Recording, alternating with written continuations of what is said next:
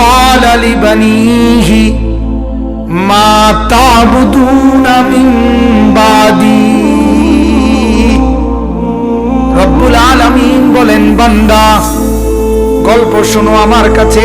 আল্লাহ বলে, ও আমার বান্দারা, আমার নবী ইয়াকুব তার মৃত্যুর সময় যখন ঘনিয়ে এসেছে, ইয়াকুব নবী তার 11 জন সন্তানকে একত্র করে আল্লাহ বলেন একত্রে পাশে রেখে মৃত্যুর পূর্ব মুহূর্তে ছেলেদেরকে কেবল একটা কথা জিজ্ঞেস করছে, মা তা'বুদুনা মিন বাদি।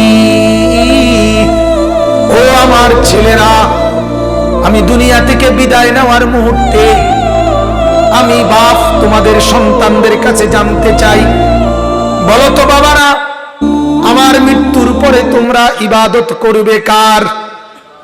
ইয়াকুব নবী বললেন, 11 জন ছেলে একত্রে জবাব দিছে, ক্বালু না'বুদু ইলাহাকা ওয়া ইলাহা আবাইক।